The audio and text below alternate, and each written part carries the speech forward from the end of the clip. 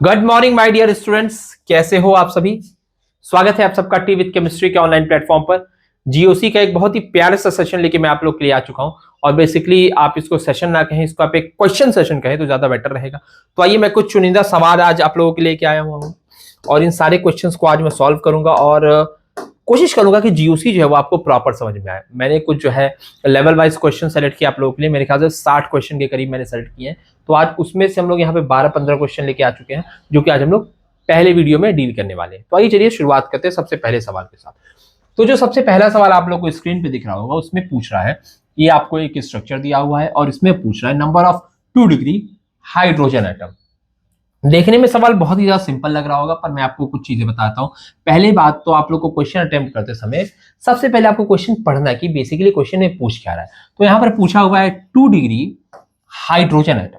तो 2 degree hydrogen atom कैसे आपको पहचानना है, पहले ये समझ लीजिए। सबसे पहले 2 डिग्री हाइड्रोजन एटम को पहचानने के लिए आपको 2 डिग्री कार्बन एटम को निकालना पड़ेगा। 2 डिग्री कार्बन एटम की बात करें, एक ऐसा कार्बन एटम जो 2 कार्बन से जुड़ा हो, जो क्या हो, 2 कार्बन से जुड़ा हो, तो वो जो कार्बन एटम होगा उसको हम बोलेंगे 2 डिग्री कार्बन एटम। ठीक है, तो सबसे पहले आइए हम लोग यहाँ पर 2 डिग्री कार्बन एटम्स को निकालते हैं। तो देखिए, ये वाला जो हमारा कार्बन है ये 2 डिग्री है। देखिए, एक और दो कार्बन से जुड़ा हुआ है। ये वाला भी हमारा 2 डिग्री है, ये भी 2 डिग्री है, ये भी 2 डिग्री है। ये हमारा 3 डिग्री है, ये 2 डिग्री है, ये भी 2 डिग्री है, ये भी 2 डिग्री है, ये भी 2 डिग्री है। तो 2 डिग्री अगर मैं कार्बन एटम्स की बात करूं, 2 डिग्री कार्बन एटम्स की अगर मैं बात करूं, तो वो इस स्ट्रक्चर में कितने हैं, 1 2 3 4 5 6 7 8, वो हमारे 8 है। ठीक है, तो अगर आपको एमसीक्यू में 8 का ऑप्शन देगा तो आप उसको सीधे टिक नहीं मारेंगे, क्योंकि अभी आपने सिर्फ number of 2 degree carbon atoms निकाले हैं। पर क्वेश्चन में आपसे क्या पूछ रहा है, number of 2 degree hydrogen atoms. अब आपको देखना है कि जितने भी कार्बन हमने 2 डिग्री के निकाले हैं, उसमें कितनों के पास हाइड्रोजन है। तो ये दोस्त, इसके पास हाइड्रोजन बिल्कुल है, 1 2 3 4 5 6 7, इन सातों के पास तो हाइड्रोजन है।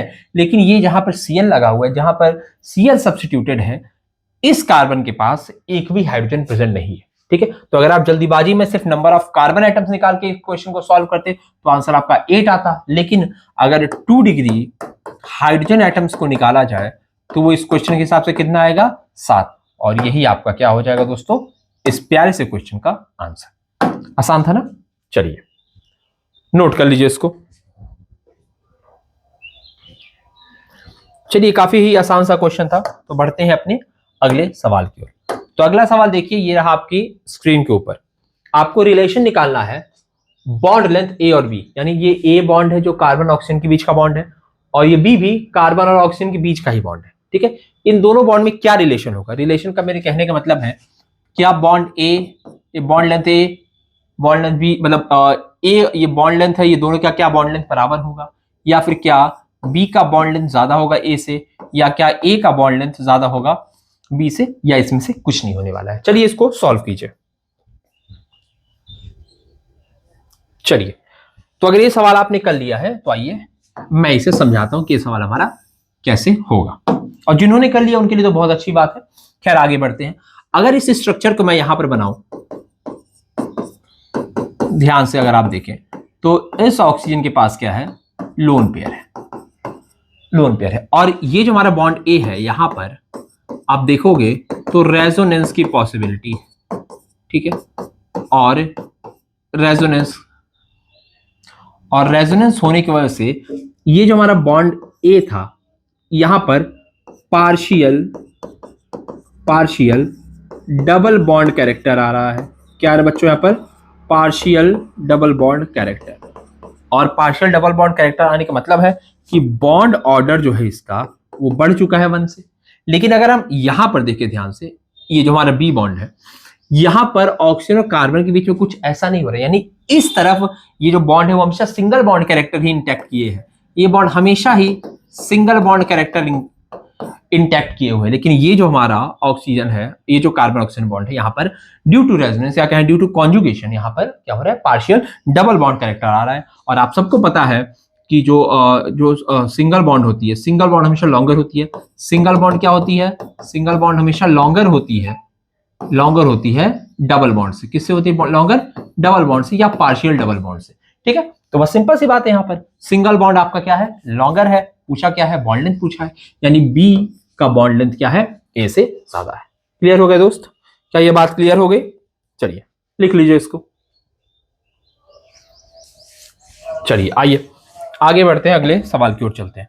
तो ये रहा दोस्त तीसरा सवाल आपसे, यहां पर पूछा हुआ है number of sp2 sigma bonds. ठीक है, ये आपको स्ट्रक्चर दिया हुआ है, वहां पे sp2 सिग्मा बॉन्ड पूछा हुआ है। हो जाएगा? आइए, मेरे ख्याल से ये सवाल भी आप लोग से हो जाएगा। अगर नहीं हो पाया तो कोई बात नहीं, आइए मैं इसको समझाता हूं। तो ध्यान से देखिए, sp2 सिग्मा बॉन्ड पूछ के आपको कंफ्यूज किया जा सकता है। सबसे पहले आप ये बोलोगे कि भैया जब sp2 है तो sp2 में क्या सिग्मा बॉन्ड होगा? क्या सिग्मा बॉन्ड होगा? ठीक है, ये कंफ्यूजन देखिए बेसिकली आना नहीं चाहिए, पर मैं इसलिए पूछ रहा हूं, कई बार ऐसे कंफ्यूजन आ जाते हैं दिमाग में, क्योंकि आप अक्सर ये दिमाग में आपके चल रहा होता है कि sp3 है तो ही सिग्मा बॉन्ड है, क्योंकि कार्बन कार्बन बनाया हुआ है। sp2 है तो sp2 आप इस तरीके से करके निकालते हो गया। मैंने इथीन पढ़ा हुआ है, इथीन में ये कार्बन sp2 होता है और इसमें तो पाई बॉन्ड होता है। तो कई बार ऐसे जो गलत फहमियां हैं वो सबके दिमाग में जो है अराइज हो जाती है, पर इन गलत फहमियों को आज मैं आपके लिए दूर करता हूं। तो हाँ, चाहे वो sp2 सिग्मा बॉन्ड पूछे, चाहे sp सिग्मा बॉन्ड पूछे, बिल्कुल वहां सिग्मा बॉन्ड होगा। आइए बात को देखते हैं। सबसे पहले हम यहाँ पर मौजूद जितने भी कार्बन है उन सबका हाइब्रिडाइजेशन निकालते हैं। इस कार्बन का हाइब्रिडाइजेशन बच्चों sp2, इसका sp2, इस कार्बन का sp2, इस कार्बन का भी sp2, इस कार्बन का sp2 और इस कार्बन का भी sp2। और बचे जो ये दो कार्बन है इनका हाइब्रिडेशन होगा sp3। ठीक है, ये सारे हाइब्रिडेशन आपको निकालने आने चाहिए। तब ध्यान से देखो, तो 1 2 3 4 5 6 कार्बन ऐसे जहां पर sp2 6 कार्बन sp2 हाइब्रिडाइज्ड है। तो अब क्या पूछ रहा है कि sp2 और sp2 के बीच में सिग्मा बॉन्ड। तो देखो sp2 है, दोनों कार्बन के बीच में एक सिग्मा बॉन्ड है यहाँ पर, तो यहां से हमें एक मिला, एक बॉन्ड। यहाँ जो sp2, ये भी sp2 है, यहां में मिला 2 bond. sp2 3 bond, sp2 4 bond, यानी कितने होंगे number of sigma bond? sp2 sigma bond कितने होंगे? 4। ठीक है, कितने होंगे? 4 होंगे। ये नहीं होगा क्योंकि sp2 sp3 है, sp2 sp3 है, sp3 sp2 है, sp3 sp2 है। ठीक है, तो इसका आंसर हो जाएगा 4। बहुत ही अच्छा क्वेश्चन था ये। क्लियर है? चलिए दोस्त आगे बढ़ते हैं, अगले सवाल की ओर चलते हैं।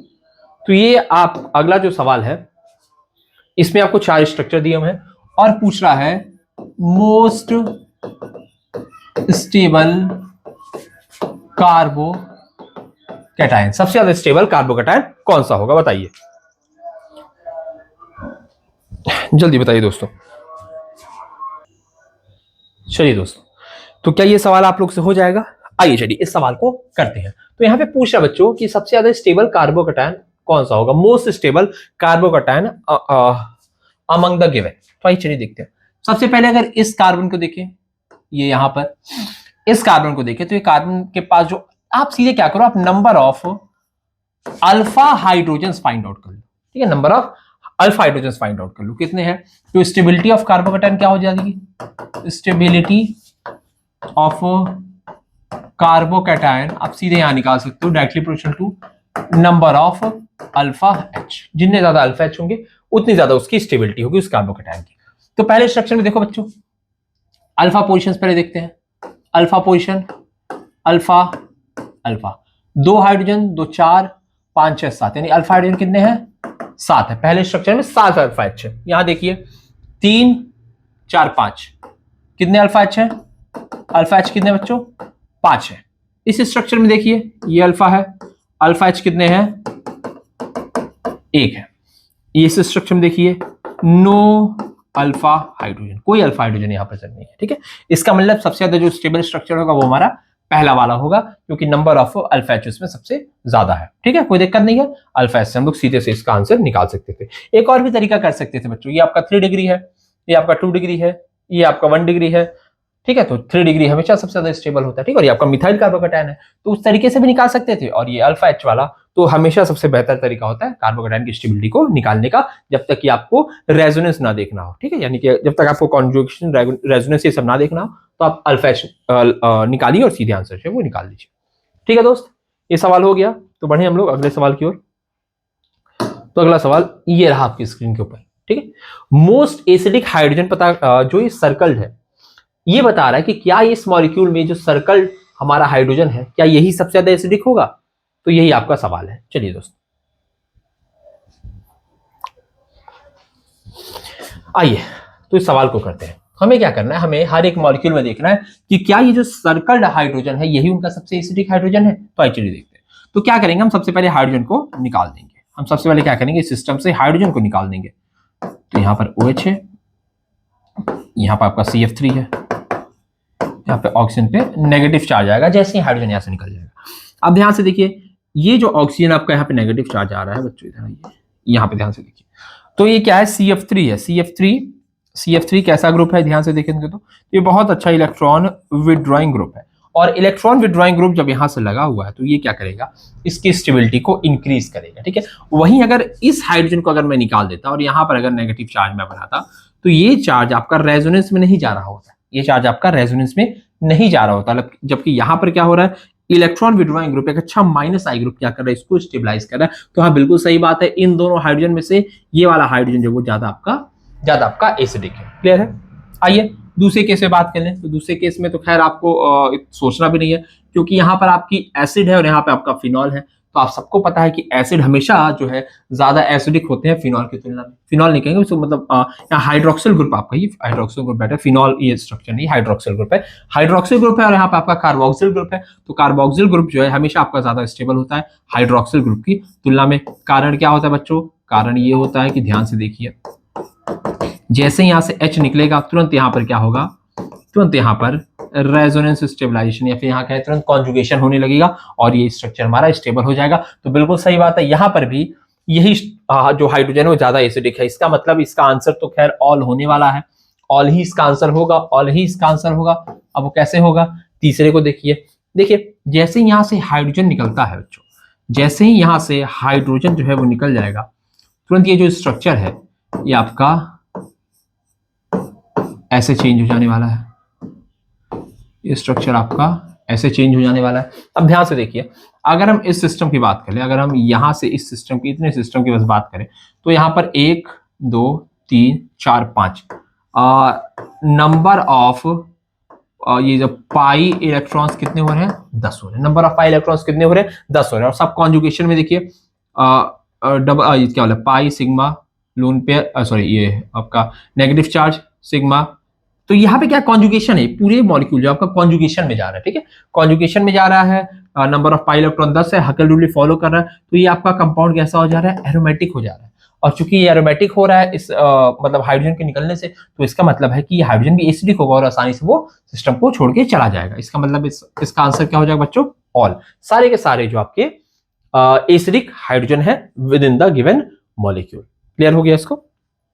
चलिए आगे बढ़ते हैं दोस्तों, आगे बढ़ते हैं अगले सवाल की ओर। यहां पे क्या करना है, इस सवाल में कार्बन कार्बन की बॉन्ड रोटेशन को कंपेयर करना है। ठीक है, ये स्ट्रक्चर आपका है ए बच्चों, ये स्ट्रक्चर आपका ए है, ये स्ट्रक्चर आपका बी है, ये स्ट्रक्चर आपका सी है। और बॉन्ड रोटेशन को कंपेयर करने का मतलब ये है कि कौन सा बॉन्ड इसमें से सबसे जल्दी रोटेट कर जाएगा। यानी ये जो बॉन्ड है आपका, ये जो बॉन्ड है ये किसमें सबसे जल्दी रोटेट करेगा, इन तीनों में। ठीक है, इस बॉन्ड की रोटेशन। ठीक है, चलिए इस सवाल को जरा करने की कोशिश कीजिए, बहुत ही प्यारा सवाल है। आइए दोस्तों, आइए देखते हैं। देखिए एक बात का आप ध्यान दीजिएगा कि जब भी डबल बॉन्ड का फॉर्मेशन होता है, ठीक है, जैसे सिंगल बॉन्ड होती है, सिंगल बॉन्ड के अराउंड जो है रोटेशन जो है वो अलाउड होता है। लेकिन जैसे ही ओवरलैप डबल बॉन्ड का हो जाता है, जैसे ही डबल बॉन्ड का ओवरलैप होता है, तो सिंगल बॉन्ड है, मान लीजिए सिंगल बॉन्ड तो आपके फ्रीली रोटेट करते हैं। लेकिन जैसे ही डबल बॉन्ड बनाता है, जैसे ये आपका मान लीजिए ये आपका सिंगल बॉन्ड बना हुआ है, ये आपका एक्सियल ओवरलैप है, लेकिन जैसे ही यहाँ पर साइड वाइज ओवरलैप होना स्टार्ट होगा, तो क्या होगा, जब आप इसे घुमाने की कोशिश करेंगे तो साइड वाइज ओवरलैप क्या होगा, आपका टूट जाएगा। अगर आप ध्यान से देख रहे हो, ये क्या होगा, ये ओवरलैप आपका टूट जाएगा। तो इसीलिए डबल बॉन्ड के अराउंड जो है रोटेशन वो जो है रेस्ट्रिक्टेड होती है। डबल बॉन्ड की रोटेशन क्या होती है, रेस्ट्रिक्टेड होती है। मेरा पेन कहां चला गया, हाँ तो आइए, तो इस सवाल को आप कैसे सॉल्व करेंगे। तो देखिए ये रोटेशन आपका तब कम हो सकता है जब इस बॉन्ड के टूटने से कोई एरोमेटिक कंपाउंड बन जाए। क्लियर होगा, यानी कि कौन सा कॉन्सेप्ट आएगा, क्वासी एरोमेटिक का कॉन्सेप्ट आएगा। तो पहले केस में अगर मैं इस डबल बॉन्ड को तोड़ूं, किस तरह तोड़ूंगा कि यहां पर नेगेटिव चार्ज आए और यहां पर आपके पॉजिटिव चार्ज आए। तो ध्यान से देखिएगा, अगर यहाँ नेगेटिव और यहाँ पॉजिटिव चार्ज आता है तो ये जो आपका स्ट्रक्चर बन रहा है ये भी आपका एरोमेटिक बन रहा है, और ये जो स्ट्रक्चर बन रहा है ये भी आपका एरोमेटिक बन रहा है। ठीक है, दूसरे केस में आइए, दूसरे केस में मैं क्या कर रहा हूं, इस बॉन्ड को यहां तोड़ रहा हूं, दूसरे केस में मैं इस बॉन्ड को यहां पर क्या कर रहा हूं, तोड़ रहा हूं यहां पर। लेकिन तोड़ने का तरीका क्या है मेरे, इस बार नेगेटिव चार्ज यहां आया है, पॉजिटिव चार्ज यहां आया है। अब ध्यान से देखिए, ये जो ऊपर का स्ट्रक्चर है ये भी आपका एरोमेटिक है, ट्रोपोलियम आयन बना हुआ है, और यहां पर भी जो है 2 2 4 2 6 इलेक्ट्रॉन की स्पीशीज है। ठीक है, ठीक है, साइक्लोपेंटाडाइनल आयन है। ठीक है, तो ये भी आपका क्या है, एरोमेटिक है, ये भी आपका क्या है, एरोमेटिक है। तो यानी कि ये दोनों स्ट्रक्चर आपके एरोमेटिक हो रहे हैं। लेकिन अभी तो हमें इनके ए बी और सी के बीच में हमें क्या बोलते हैं, इंक्रीजिंग ऑर्डर में इनको कंपेयर भी करना चाहिए, उसको हम देख लेंगे अभी आगे। पहले तो ये देखिए, यानी ये दोनों स्ट्रक्चर क्या हो रहे हैं, ये दोनों स्ट्रक्चर में रोटेशन तो पॉसिबल है। आइए यहां देखते हैं। अब अगर मैं यहां पर अगर सेम बॉन्ड तोड़ने की कोशिश करूं, यहां पर सेम अगर मैं बॉन्ड तोड़ने की कोशिश करूं, देखो दोस्त, तो एक केस में मान लीजिए मैंने यहां प्लस लगाया, यहां माइनस लगाया, जैसे ही मैं यहां माइनस लगाऊंगा तुरंत ये जो हमारा सिस्टम होगा ये 8 पाई इलेक्ट्रॉन का सिस्टम हो जाएगा और ये एंटी एरोमेटिक हो जाएगा। इसका मतलब ये स्ट्रक्चर तो ऐसा नहीं बनना चाहिए। देखो 2 2 4 2 6 2 8, तो एंटी एरोमेटिक सिस्टम हो जाएगा। या फिर अगर मैं इसका इनवर्स करूं, इसका अगर मैं उल्टा करूं, आइए दोस्तों, इसका अगर मैं उल्टा करूं, यहां पर नेगेटिव चार्ज लाऊं और यहां पॉजिटिव चार्ज लाऊं, तो वापस से क्या होगा, ये सिस्टम तो हमारा एरोमेटिक हो जाएगा, पर ये सिस्टम हमारा कैसा हो जाएगा, एंटी एरोमेटिक हो जाएगा। यहाँ पर ये सिस्टम एंटी एरोमेटिक हो रहा था, ये सिस्टम एरोमेटिक हो रहा था। तो किसी भी हिसाब से जो हमारा ये तीसरा स्ट्रक्चर है ये तो रोटेशन नहीं जाएगा, यानी इस बॉन्ड का क्लीवेज नहीं जाएगा, और जब ये इस बॉन्ड का क्लीवेज नहीं जाएगा तो ये हमेशा डबल बॉन्ड बने रहेंगे, और डबल बॉन्ड बना रहेगा तो रोटेशन इसमें सबसे कम होने वाली है। यानी कि जो सी है उसका रोटेशन तो बच्चों सबसे कम होगा। ठीक है, सी तो हमारे इक्वेशन से बाहर हो गया। लेकिन ए और बी के बीच में अब बात छिड़ी है कि भैया ए और बी के बीच में से किसमें जो है बॉन्ड रोटेशन ज्यादा इजीली होगा, क्या वो ए में होगा या क्या वो बी में होगा। तो आइए इसको देखते हैं।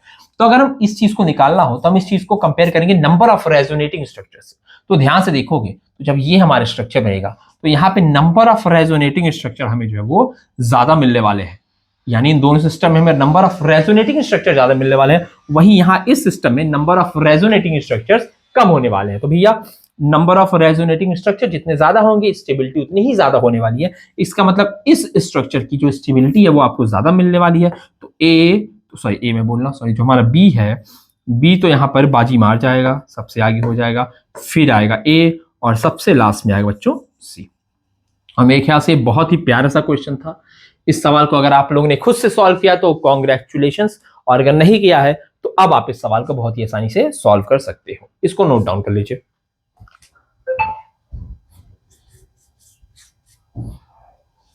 चलिए, मेरे ख्याल से ये सवाल आपने कर लिया होगा। बढ़ते हैं दोस्तों आज के अपने अगले सवाल की ओर। तो अगला सवाल भी ये रहा आप लोग की कंप्यूटर स्क्रीन के ऊपर। उससे पहले मैं आप लोग से बस इतना कहना चाहता हूं कि अगर आप लोग हमारे चैनल पे नए व्यूअर हो तो प्लीज हमारे चैनल को सब्सक्राइब कर लो। हमारे वीडियोस अगर आपको पसंद आ रहे हो तो उन्हें लाइक कर लो। साथ ही हमारा एप्लीकेशन भी आप प्ले स्टोर से जरूर से डाउनलोड कर सकते हो। ठीक है दोस्तों, अब इस सवाल को भी जल्दी से सॉल्व कर लीजिए। आइए दोस्तों, तो इस सवाल को अगर मैं सॉल्व करने की कोशिश करूं, मतलब तो इस सवाल को देखते हैं, सवाल में क्या क्या गिवन है। सबसे पहले यहाँ पर केएच दिया हुआ है और कह रहा है कि जब केएच साथ रिएक्शन हो रहा है तो H2 गैस जो है वो यहाँ से निकल जा रही है। ठीक है, केएच के बारे में अगर मैं कुछ बात बता दूं तो केएच आपका क्या बच्चों, केएच आपका क्या है, KH is a base. KH क्या आपका, केएच आपका यहाँ पर स्ट्रॉन्ग बेस है। केएच कैसा आपका स्ट्रॉन्ग बेस है। और बेस क्या करता है, बेस क्या करता है, प्रोटॉन एब्स्ट्रैक्ट करता है फ्रॉम अ मॉलिक्यूल। बेस क्या करेगा, प्रोटॉन एब्स्ट्रैक्ट करेगा फ्रॉम अ मॉलिक्यूल। तो सबसे पहले हमारा काम क्या है, प्रोटॉन का एब्स्ट्रैक्शन कराना।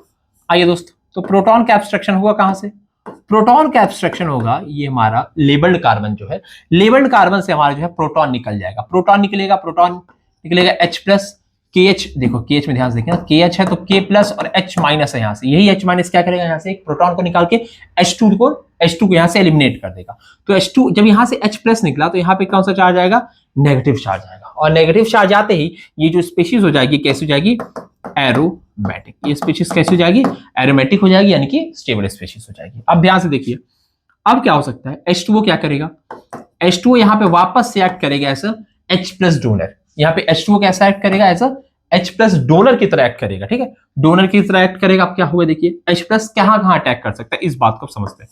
तो सबसे पहले तो H प्लस आके इसी पोजीशन पे एज इट इज आके अटैक कर सकता है। कोई दिक्कत है इसमें? सबसे पहले क्या करेगा, ये जो आपका H+ है ये यहाँ पे आके एज इट इज अटैक कर देगा और हमें क्या मिलेगा, हमें ये प्रोडक्ट मिल जाएगा। हो सकता है ऐसा? चलिए दूसरे केस में क्या हो सकता है, दूसरे केस में ये हो सकता है कि ये जो बॉन्ड है इसकी हो शिफ्टिंग। जब ये बॉन्ड रेजोनेंस में जाएगा, यहां आएगा, तो ये जो हमारा बॉन्ड है वो यहां को शिफ्ट कर जाएगा। और अगर ऐसा केस होता है तो यहां पर हमें क्या देखने को मिलेगा बच्चों, यहां पे जो हमें स्ट्रक्चर देखने को मिलेगा वो मिलेगा ये स्ट्रक्चर, ठीक है। और यहां से वापस से H+ आएगा, H+ आएगा और वो यहां को अटैक कर देगा। कोई दिक्कत इसमें? बिल्कुल कोई दिक्कत नहीं है। अब अगले केस में इससे हमारा जो मतलब इसको भी मत रखिए, इस सिस्टम में मत रखिए, यहां पर ऐसे नेगेटिव बना। अब क्या होगा, अब यहाँ पे वापस से H+ आया H2O से और ये अटैक करके क्या बना दिया बच्चों, ये अटैक करके बना दिया ये स्ट्रक्चर। कोई दिक्कत? जो H है वो यहाँ पर H+ लग चुका है। और क्या हो सकता है बच्चों इसी के आगे, देखिए ऐसा भी तो हो सकता है कि ये बॉन्ड वापस इधर जाए, ये बॉन्ड वापस इधर चला जाए। ऐसे केस में क्या बनेगा बच्चा, ऐसे केस में क्या बनेगा बच्चा, और देखते हैं कहाँ जा रहा है, आगे बढ़ा, इधर आया। अब ये अच्छा, ये वही मैं कहा कि ये क्या हो रहा है, ये आप ध्यान से देखो। इसको तो हम यहाँ मैंने गलत दिखा दिया, इसको हम इस कार्बन पे ले जाएंगे ना, ठीक है, बॉन्ड उड़ के थोड़ी वहां चला जाएगा। ये जो है नेगेटिव चार्ज आपका यहाँ आया, यहाँ पर आपका डबल बॉन्ड बना, ठीक है, यहाँ पर डबल बॉन्ड पहले से ही है, और वापस से क्या होगा, हाइड्रोजन आकर के यहाँ को लग जाएगा। हाइड्रोजन आके जैसे यहाँ को लगेगा, ये कौन सा स्ट्रक्चर बना आपका, आपका ये स्ट्रक्चर बन जाएगा। क्या इसमें कोई दिक्कत है? क्या इसमें कोई दिक्कत है? चलिए, तो ये सारे स्ट्रक्चर जो हैं ये आपके बन रहे हैं जब आपका KH जो है अटैक कर रहा है, ये आपके प्रोडक्ट्स बन रहे हैं, ठीक है। नंबर ऑफ प्रोडक्ट्स ये रहे आपके, मेरे ख्याल से इसमें किसी को कोई दिक्कत नहीं होगी। चलिए इसको नोट कर लीजिए।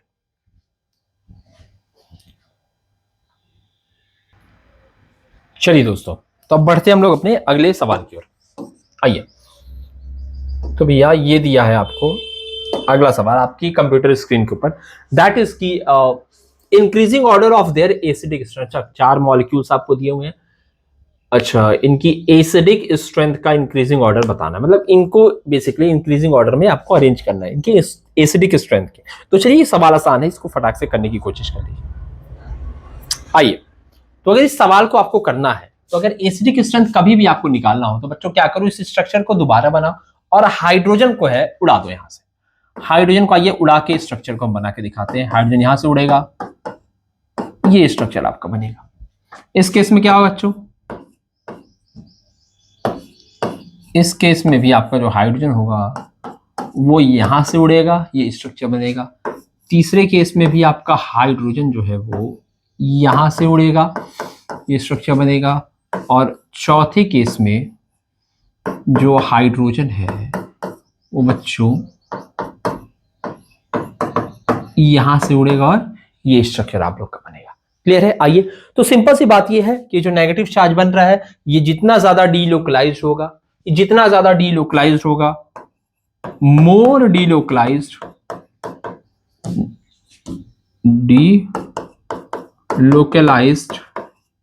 क्या बोलते हैं ये negative charge, more delocalised negative charge, more is stability. ज्यादा क्या होगा, स्टेबिलिटी क्या होगा उतना ही ज्यादा होगा। कोई दिक्कत इसमें? देखिए इस केस में, देखिए चौथे केस में देखिए, तो ये जो आपका नेगेटिव चार्ज है इधर भी डीलोकलाइज हो सकता है, इधर भी डीलोकलाइज हो सकता है और इधर भी डीलोकलाइज हो सकता है, ठीक है। यहां देखिए, ये आपका चार्ज इधर भी डीलोकलाइज हो सकता है, इधर भी हो सकता है।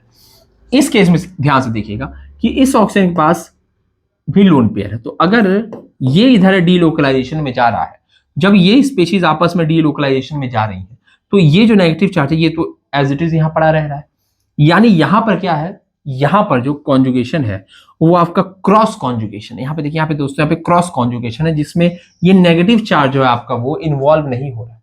हर बार नेगेटिव चार्ज आपका इन्वॉल्व नहीं हो रहा है। जब ये ऑक्सीजन पर लोन पेयर दे रहा है तो ये इधर से कॉन्जुगेशन हो रहा है और यहाँ पर negative charge as it is उसी कार्बन पे लोकलाइज्ड हो जा रहा है, ठीक है। लेकिन हमें क्या चाहिए, ज्यादा डीलोकलाइजेशन चाहिए, ठीक है। इस केस में ऐसा कुछ तो नहीं है, यानी कि जो दूसरा स्ट्रक्चर है ये हमारा सबसे पीछे होने वाला है, सबसे कम एसिडिक हमारा दूसरा स्ट्रक्चर होगा। इस केस में ध्यान से देखिए तो यहाँ पर भी लोकलाइजेशन डीलोकलाइजेशन है, लेकिन ये जो ऑक्सीजन है ये यहाँ से ये क्या करेगा, -I के थ्रू जो है चार्ज इधर खींचेगा, ठीक है। -I के थ्रू क्या करेगा, ये रोकेगा इसको इस तरफ जाने से, इस बात को ध्यान में रखिएगा। लेकिन सबसे ज्यादा जो रेजोनेटिंग स्ट्रक्चर्स है, सबसे ज्यादा जो डीलोकलाइजेशन है वो हमारे चौथे वाले के पास है, यानी चौथा हमारा सबसे आगे होगा दोस्तों। अब बचता है दूसरे और तीसरे में, तो भैया यहाँ पर तो आपका यहाँ पर तो कॉन्जुगेशन ही नहीं हो रहा, ये हमेशा लोकलाइज रह रहा है, लेकिन यहाँ पर ये हमेशा डीलोकलाइज कर रहा है, ऑल्दो इसका थोड़ा सा इफेक्ट है इसको खींचने के प्रति, तो उससे कोई फर्क नहीं पड़ता है। नेगेटिव चार्ज क्योंकि वैसे भी स्टेबिलिटी को बढ़ा ही देता है, यहाँ पर ध्यान सॉरी -I स्टेबिलिटी को बढ़ा ही देता है, तो ये आपका यहाँ हो जाएगा। और इसके बाद आएगा आपका स्ट्रक्चर नंबर, ओहो एक मिनट, यहाँ पर ज्यादा डीलोकलाइजेशन है, पहला यहाँ आएगा, पहला आ गया, इसके बाद यहाँ आएगा चौथा, फिर पहला, ओके, फिर ये क्या है आपका, फिर तीसरा और सबसे आखिरी में दूसरा, ये हमारा होगा इसका आंसर। क्लियर है दोस्तों, लिख लीजिए इसको आप लोग जल्दी से लिख लीजिए। चलिए बढ़ते हैं आज के अपने अगले सवाल की ओर। तो अगला सवाल जो है वो ये रहा आपकी स्क्रीन के ऊपर। इसमें से आपको पूछ रहा है कि कौन सा इसमें से आइसोमर नहीं है दूसरे का, यानी चारों स्ट्रक्चर्स में से कौन सा ऐसा स्ट्रक्चर है जो दूसरे का आइसोमर नहीं है। चलिए सॉल्व कीजिए इसको। आइए दोस्तों, इसको अगर मैं सॉल्व करने की कोशिश करूं तो सबसे पहले आइसोमर का जो सबसे बेसिक डेफिनेशन है वही हम याद कर लेते हैं। क्या भैया बेसिक डेफिनेशन क्या भैया, सबसे पहले same molecular formula but different structural formula, ठीक है। पहले इस बेसिस पे इस क्वेश्चन को सॉल्व करने की कोशिश करते हैं। आइए चलिए कार्बन गिने, 2 2 4 2 6 2 8, C8।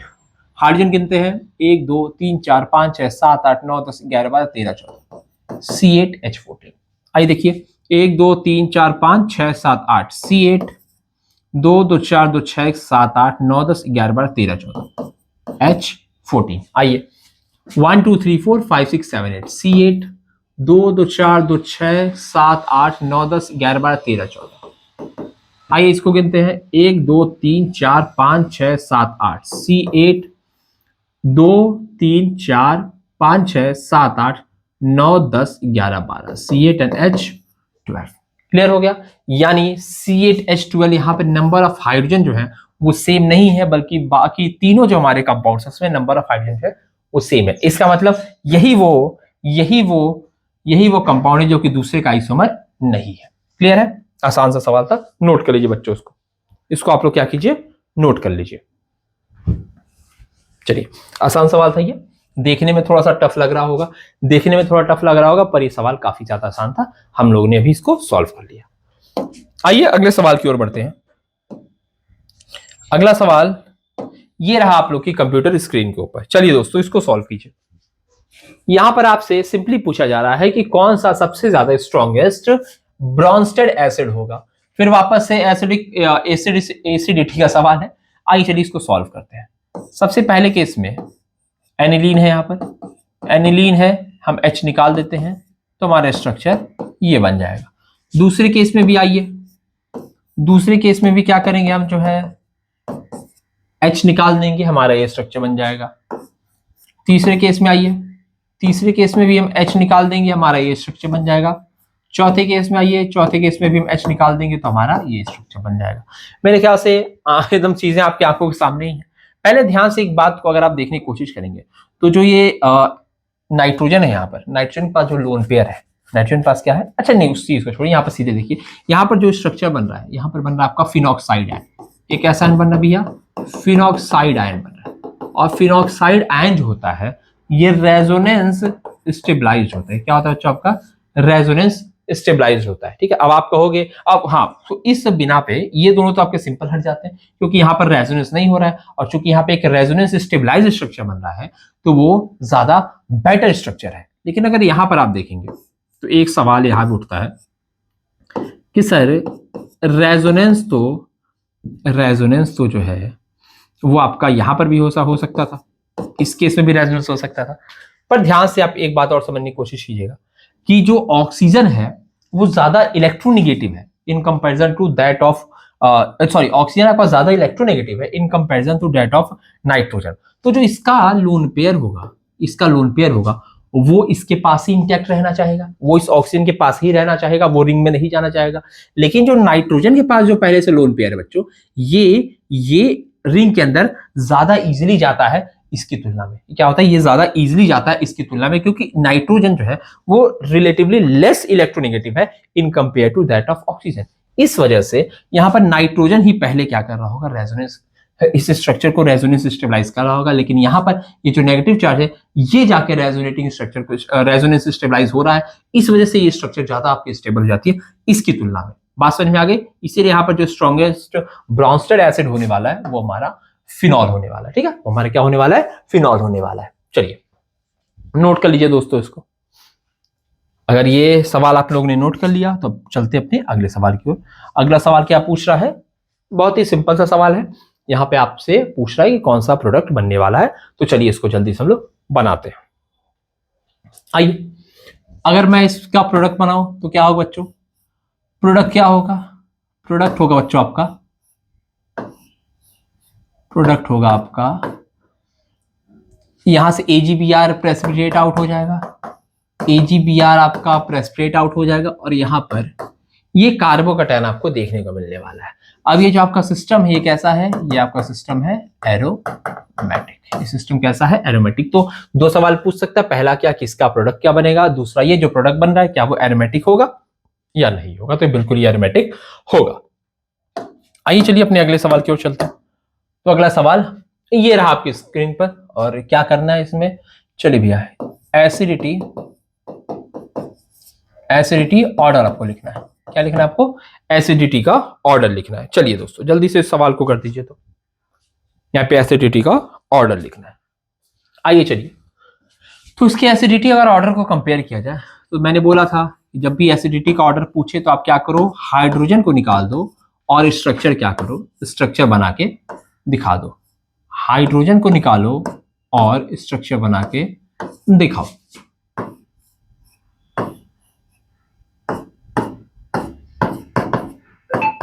आइए देखिए, चलते हैं। सबसे पहले यहां पे 3 स्ट्रक्चर है आपकी, ध्यान से देखिए।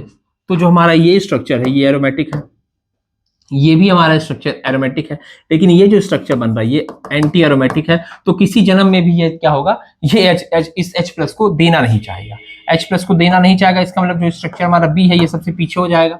इसके बाद यहाँ देखिए, यहाँ रेजोनेंस स्टेबलाइजेशन है, यहाँ पर भी है, पर ये CN क्या करेगा, CN इसको -I, CN कैसा ग्रुप है बाबू, CN यहाँ पर है -I, यानी यहाँ पर रेजोनेंस के साथ साथ -I भी लगा हुआ है, जिसकी वजह से इसको प्रायोरिटी मिलेगी इन कंपैरिजन टू, ये हमारा E नहीं है, अच्छा सॉरी, ये हमारा ये B है, ये A है और ये C है। तो B सबसे पीछे चला गया, फिर क्या आता है, सबसे आगे आएगा आपका C और बीच में रहेगा A। ये हमारे इस क्वेश्चन का आंसर हो जाएगा, जो कि काफी ही ज्यादा आसान हो गया अब आप लोगों के लिए। तो मेरे ख्याल से आज का सेशन आप लोग को समझ में आ गया होगा। तो क्या कीजिए, इस वीडियो को आपने पूरा देख लिया है। अब और भी GOC के मैं और नए क्वेश्चन जो है आपको लोग को अगले वीडियो में कराता हूं। Till then, thank you so much for watching.